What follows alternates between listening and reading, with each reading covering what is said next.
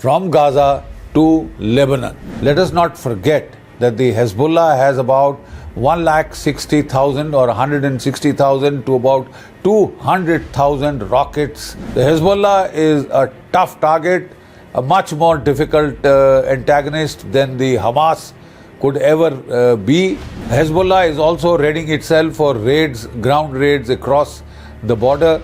A ground invasion be forthcoming. There are now strong chances. It would be a very tough fight.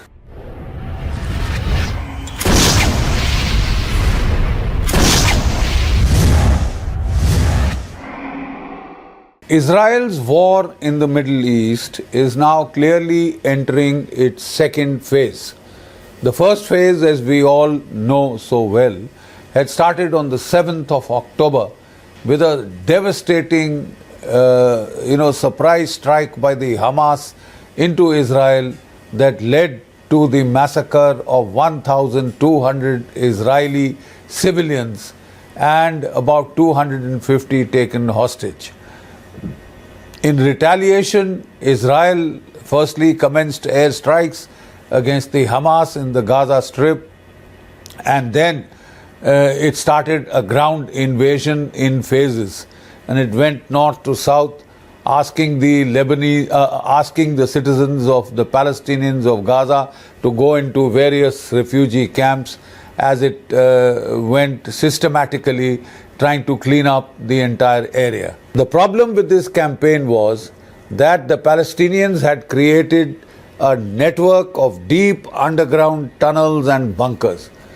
Now, the entire Hamas leadership, I think prior to launching the strike on Israel, had gone underground, had sought shelter in this tunnel network. Israel's options were quite limited. Now, either they could flood the tunnel networks with seawater or with sewage water, etc. But this could not be done because of the simple fact that it was suspected, it was apprehended that the Hamas had hidden the Israeli hostages there. So if Israel was to hope to rescue its hostages, it had to eschew any such options of trying to flood the underground tunnel network. The leadership of Hamas took shelter there, and as such, they were not visible to the Israelis. Now, the Israelis had developed a very effective artificial AI, artificial intelligence software, with the help of which they had done the facial studies of all the Hamas leadership, and they could spot them from the air, from their drones, from their satellites, etc., and zero in onto them with almost pinpoint accuracy. But this entire, what shall we say, the entire AI surveillance network was rendered ineffective by the fact that the Hamas leadership had gone underground, and as such, they could not be picked up by either the drones or the satellites. This is why it has taken so long for the Israeli military to completely destroy the Hamas networks, though they have inflicted various, very heavy damage onto the Hamas fighters, their Hamas, combat brigades. But they have still not been able to fully destroy the Hamas network. As such, there is a plan now being floated in the Israeli media by retired military personnel that they may have to evacuate a large area of northern Gaza of all population and carry out a siege operation to force the Hamas leadership, whatever is left of it, to come on over ground, and so that they can be eliminated. But for the time being, the entire locus of operations, the entire center of gravity of the Israeli operation now seems to be in the process of a very decisive shift from Gaza to Lebanon.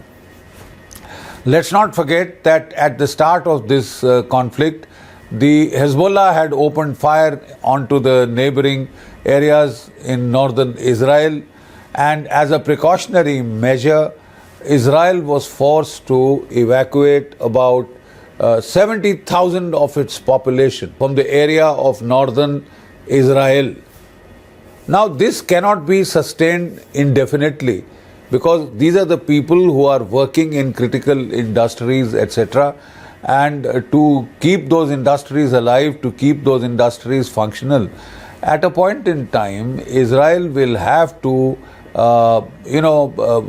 sanitize the northern Israel region from rocket attacks by the Hezbollah, from anti-tank guided missile attacks by the Hezbollah, and raids across the border. Now, this is this could represent a very serious escalation in the Middle Eastern conflict. Let us not forget that the Hezbollah has about 160,000 or 160,000 to about 200,000 rockets and missiles of various calibers, which include the Katyusha unguided rockets, the Fadi-1 and 2 long-range rockets, etc., and a number of other Iranian, cruise missiles and other missiles. So far, the response of the Hezbollah was confined to firstly using the multi-storied buildings in the border belt to carry out anti-tank guided missile strikes of very high accuracy and fairly lethal against Israeli targets in northern Israel. Now, as a retaliation to this, Israel went in for airstrikes, and it has virtually destroyed every single building in the northern zone of the Israel-Lebanon border, right? And these were destroyed, brought down so that they could not use them to fire their anti-tank guided missiles deep into Israel. This was done, but still the Hezbollah retaliation continued to escalate in terms of Katyusha rocket attacks, unguided rocket attacks. These were by and large intercepted by the Israeli Iron Dome tactical defensive system, which has been fairly effective in the past, and it continues to be quite lethal in terms of dealing with these kind of unguided rocket attacks. As a result of this, we find there has been a tit-for-tat escalation taking place, in the Israel-Lebanon border. Now, let me recount to you one fact which most people tend to forget. The fact is that before the Hamas attack, Israel was very focused on Hezbollah as the primary enemy and the primary target. In fact, the Netanyahu was working on a plan by which he would make use of the Hamas and to sort of downplay the importance of the leadership in the Palestinian leadership, PLO leadership, and he was playing them off against the Hamas. And as such, he was not focusing so much militarily on the Hamas. He was focusing on Hezbollah. And in fact, kind of a contingency plan to attack Lebanon had been drawn up even before the Hamas attack on the 7th of October, the Hamas terror strike. The simple fact is that Israel had to mobilize to deal with the Hamas. It has by and large dealt with the Hamas, inflicted the kind of damage that it could and more. Well over 40,000 Palestinians have perished in the Israeli counterstrikes, leading to an outcry of disproportionate response, etc., and all these accusations in the global media, especially in the Western media, which is playing a very clever double game of hunting with the hare and running with the hare and hunting with the hounds, in fact. But the fact of the matter is that Israel has mobilized, and generally it is the Israeli strategic response by which they deal with their antagonists, their enemies, one by one. They focus on one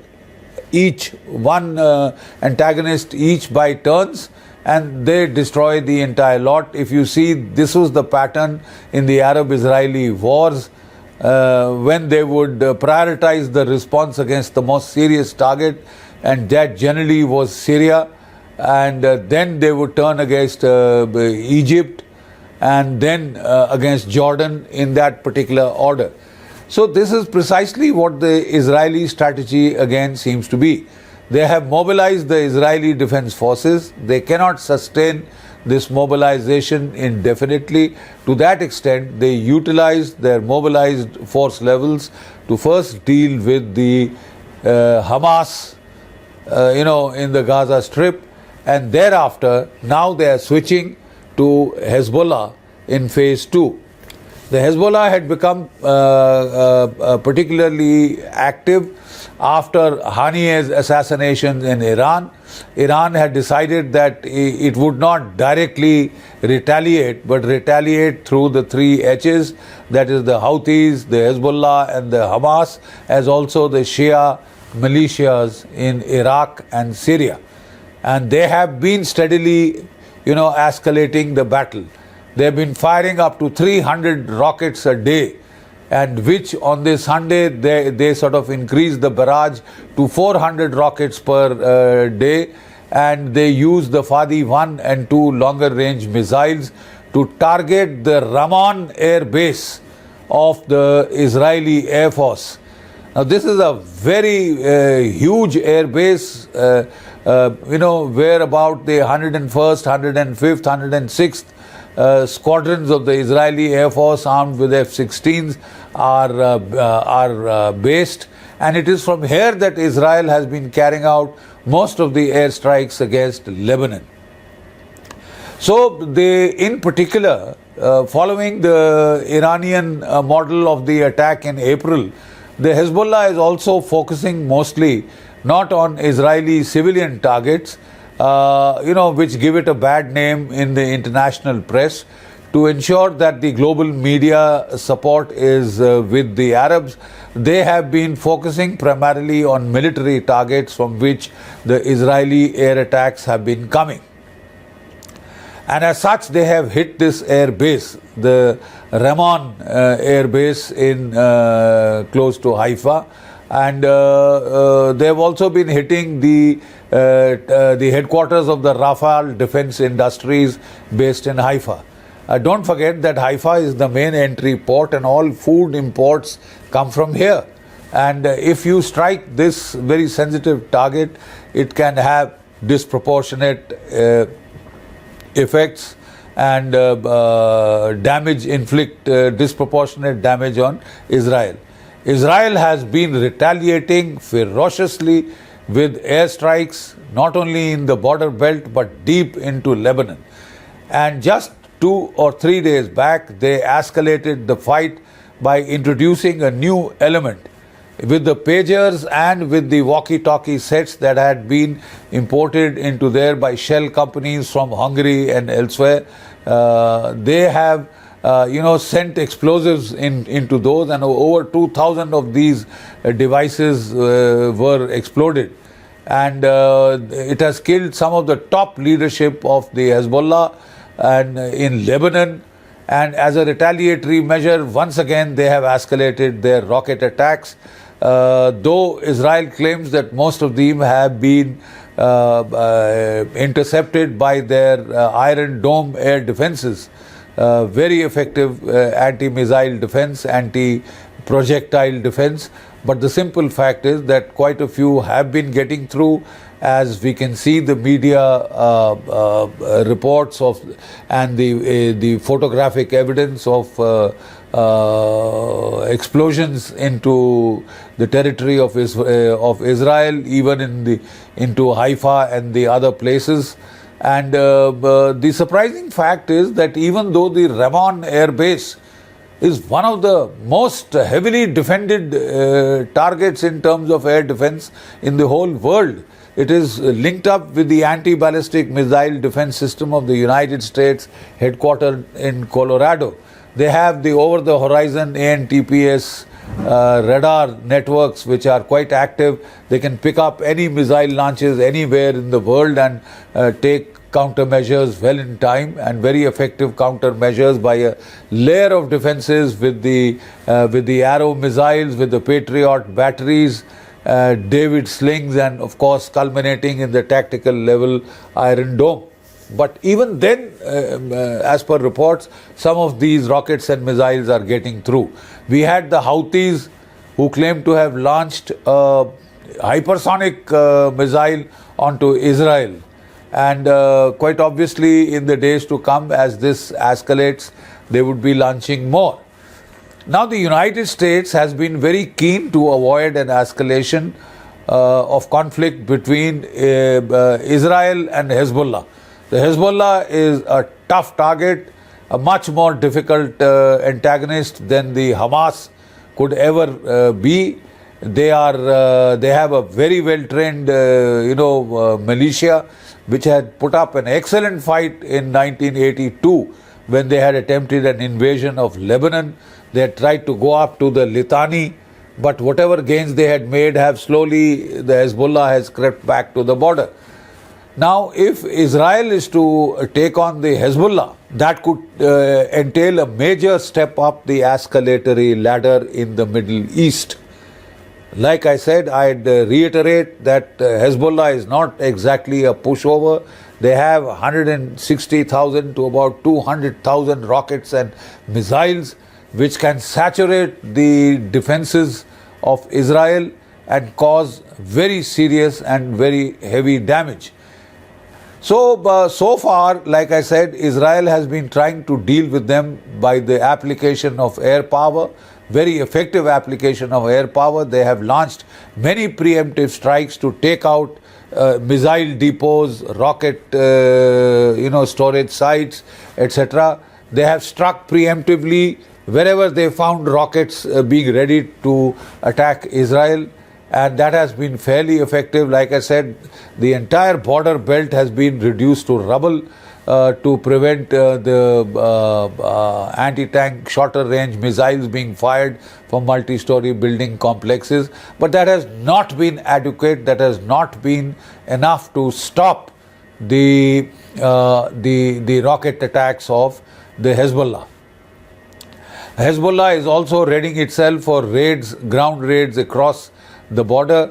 The simple fact is that Israel is now has no option but to escalate if it is to sanitize the northern areas of Israel and let those 70,000 people who had been evacuated from there at the start of this conflict go back and reman those industries. So will a ground invasion be forthcoming? There are now strong chances that it could lead to a ground invasion. So far, the Americans had been trying to warn against such an escalation, trying to prevent such an escalation, but they now seem to have demurred, like they always do, to the Israeli demarches, and the Israelis are quite clear that they have to defend their people, they have to defend northern Israel, and if they have to do so, there is very little option but to escalate and to take this to the level next by launching a ground war. For a long time, Israeli armored forces have been concentrated on the borders of Lebanon.